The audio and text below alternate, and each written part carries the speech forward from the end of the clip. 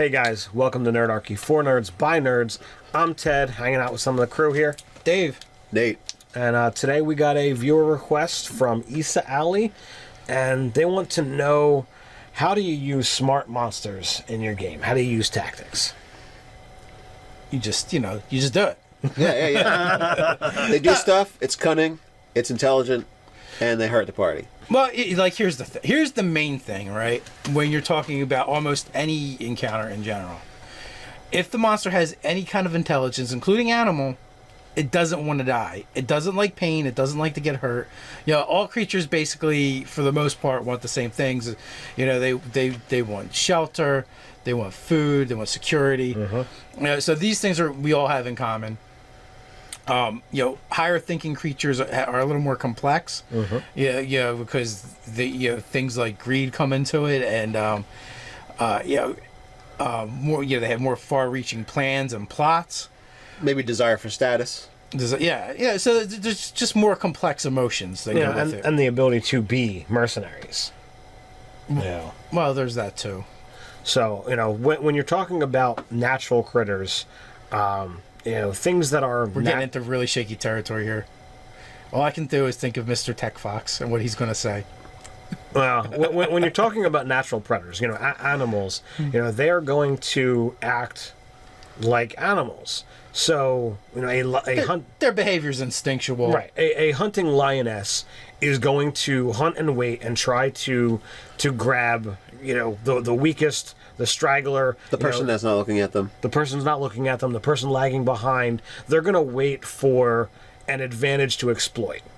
A pack of wolves is going to hunt together. They're going to all attack the same target.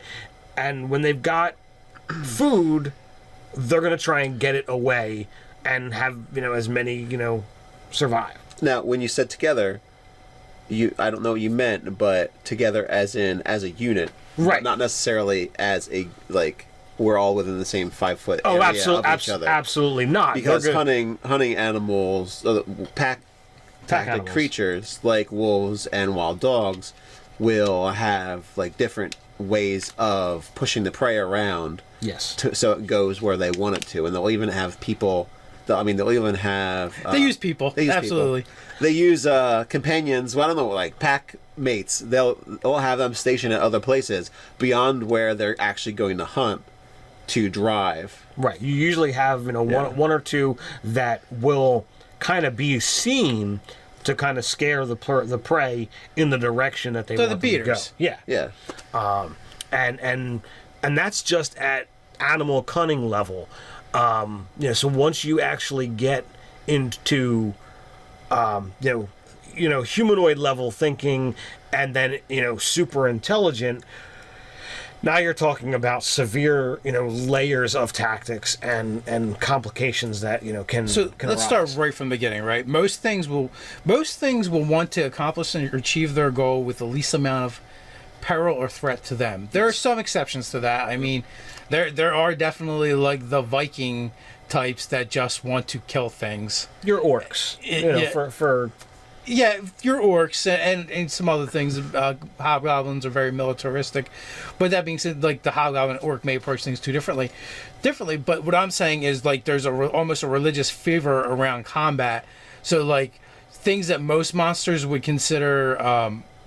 Wouldn't consider, they will, because they have a very low sense of self-preservation. So a hobgoblin, with their organization and discipline, might set an ambush that they can drop rocks or roll boulders down a hill towards people, while the orcs will just run down the hill. There's actually two ways of going about it. One is just obliterating your enemy before they even know you're upon them, and just trying to annihilate them. The other is going, no, we're here, showing an overwhelming display of force. Just give us what we want and leave, right, or surrender, or whatever, which is basically trying to win without conflict. So there's monsters that'll do that. And I definitely see the hobgoblins doing that the more latter, than the orcs. Or again, just going right for the quick kill and the ambush, whether using traps, attacking from cover, from range. you know, just like the animals have some out where you can see them to draw them into the trap. You know, I could definitely see that. Like, you know, you see a small war party of hobgoblins in front of you, but what they don't see is all the archers that are hitting off to the side that, you know, that are going to basically, you crush them from their flanks and try and cut off the retreat and drive them into the war party. And, you know, when they get there, they'll already be injured. Yeah, having goblins or kobolds use ranged weapons, and then, you know, oh, the people we attacked didn't drop right away, so we're going to run away. And if they chase us, well, we've got plans for that along the way, traps and other, you know. Skirmish, hit and run, skirmish. Hit and run, skirmish. Well, so they either follow you, or if they say, hey, wait, these things, they know, you know, how to trap people, so we're not going to chase them. Well, then another group comes out and shoots arrows at you and then runs away. So he's like, you know, you have this kind of harrowing the whole time. It actually goes back to the wolf pack tactics. Yeah. Which, I mean, which we're intelligent creatures, we've probably learned it from, is watching their instinctual way they hunt and have adopted it to war. No, but it goes more than that too. Like, they're going to target the healer, they're going to target the spellcasters, they're going to try not to engage your tank. And, you know, keep him at a distance so that he can't do his job effectively. Or hopefully get him in a pit trap. Or hopefully that get he him has in to a try pit and trap. crawl out of. They might use beasts of war or animal companions to as fodder and send them out first. And the other thing, as you kind of mentioned, that they're thinking beings and they want to survive. So not every single encounter that you're doing, I know this is more about tactics, but not every single encounter is going to be a fight to the death. So therefore, if you've got a reasoning being who has no reason to fight to the death, even if your party is going to just mercilessly slaughter it when it surrenders, because I know there's parties out there that do it. There are. You have. They might still try and surrender. You have to have that surrender as an option when the casualties hit so much, or if they don't surrender, drop their stuff and run, or just run. All of these things need to be in your possibilities plan, because it's what thinking beings would do. It's like in the hobgoblins, like it may throw down its weapons and call for parley, even it may anticipate that the players will try and just murder it anyway and be like, wait, I know where the war chieftain's treasure is. I can take you there, if you let me live. It can try, and maybe it's just leading them into another trap. It could be leading them into another trap. It could flat out lying. It could say, well, this is where you go. I'll tell you the information if you let me go, and it's just a blatant lie. And even if it's just a random encounter, even if it is something that isn't going to lead to something else, that guy has gotten away, and he's gotten to save himself, or he's just buying time. Like, whether he's really leading them to the treasure or not, he's like, all right, well, I got myself another 3 days to figure out how to get out of here. Right. Or maybe help will come, or, something. So, yeah, you have to think about it as if, every NPC is a thinking and reasoning being, and what would it do in that situation? I know it adds a little bit more complexity. I know it adds, more work on the GM. It makes for a more enriching world. I have had a few encounters where it's like, all right, there's this one lone goblin that you guys still haven't killed, even though you shot at him for 3 rounds while he's booking it just out of here. Some of them get away. And, sometimes that has, there's a chance that you guys are going to get attacked at some other point because that goblin actually knows the general area where you are, so they're sending a patrol, or something's going on that's going to be affected based on you not either capturing or eliminating everyone. Smart monsters will make strategic alliances. Or they may use wild animals or monsters with animal-like intelligence as natural barriers against certain threats. Right. So these are all things in consideration. You can have, some monsters in the monster manual actually have spellcasting ability, and others you can just give spellcasting ability because it would make sense.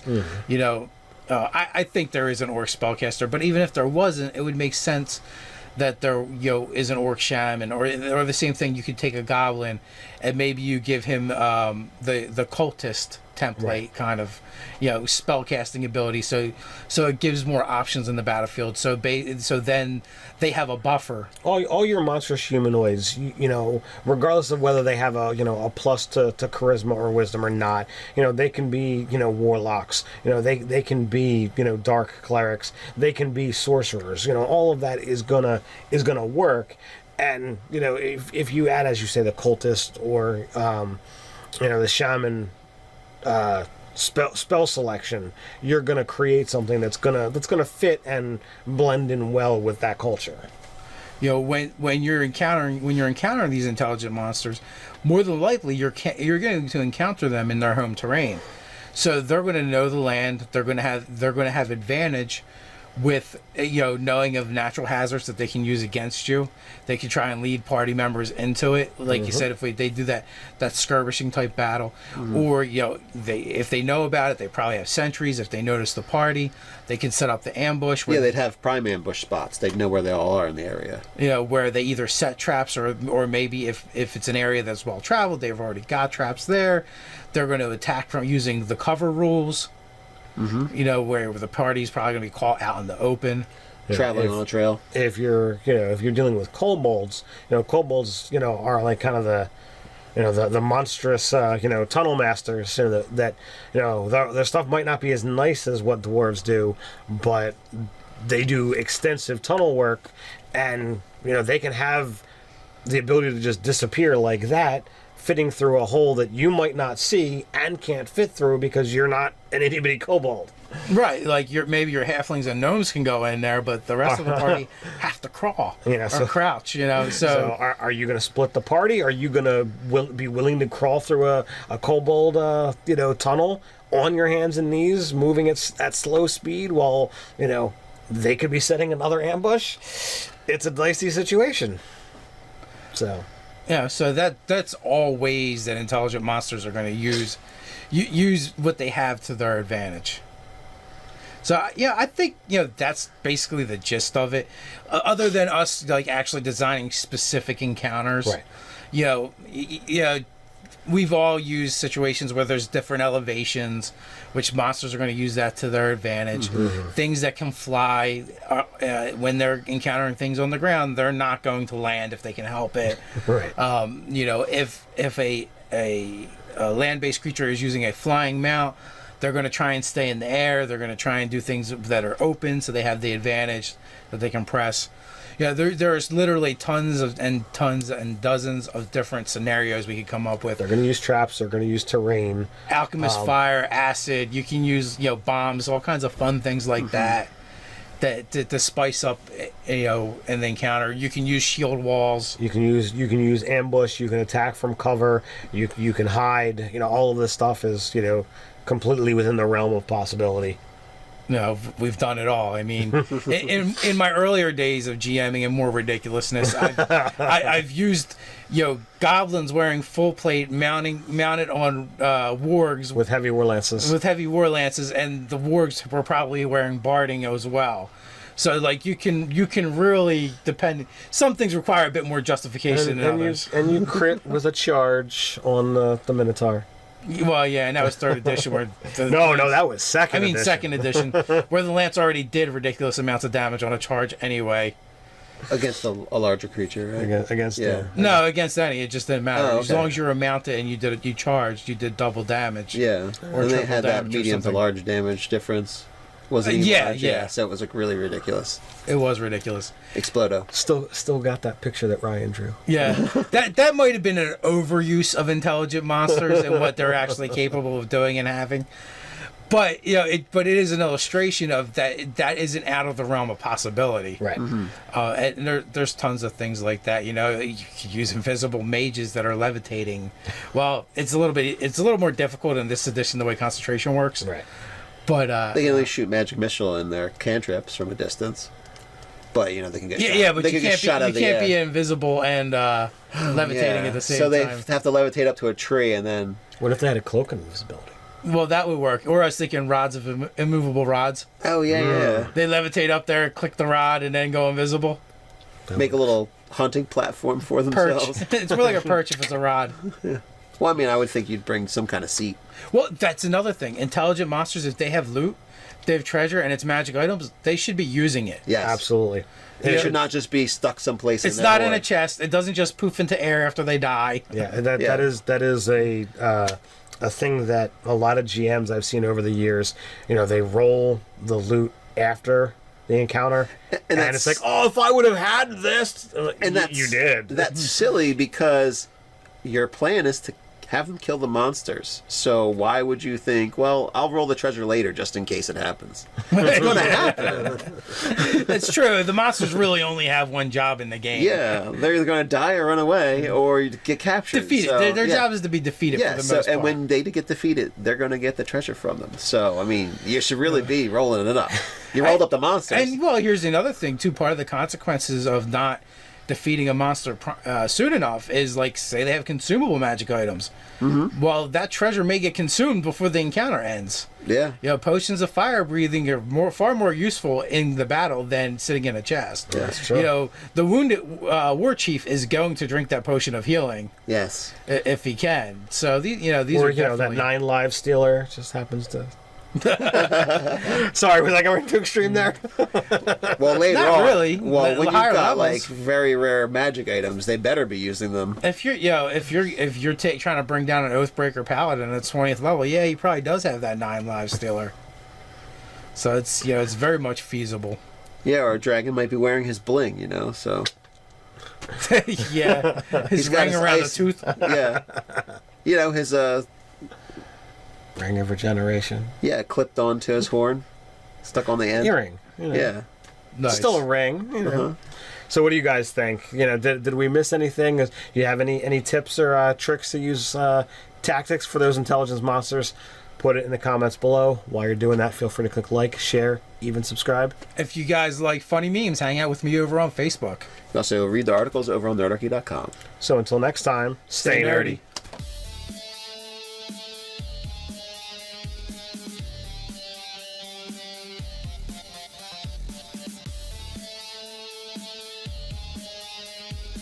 It doesn't like pain. It doesn't like to get hurt. All creatures basically, for the most part, want the same things. They want shelter, they want food, they want security. So these things we all have in common.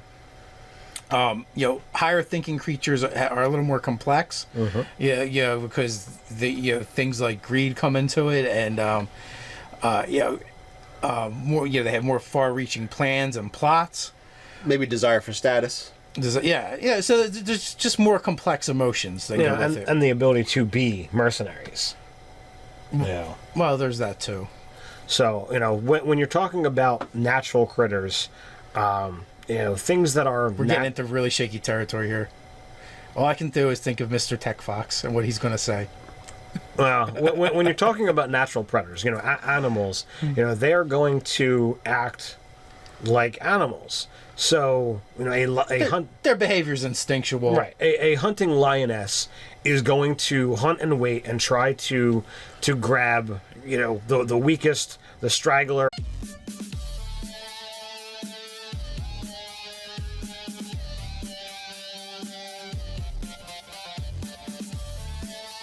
Hey guys, welcome to Nerdarchy, for nerds, by nerds. I'm Ted, hanging out with some of the crew here. Dave. Nate. And today we got a viewer request from Issa Ali, and they want to know, how do you use smart monsters in your game? How do you use tactics? You just do it. Yeah. They do stuff. It's cunning. It's intelligent, and they hurt the party. Well, here's the main thing, right? When you're talking about almost any encounter in general, if the monster has any kind of intelligence, including animal, it doesn't want to die.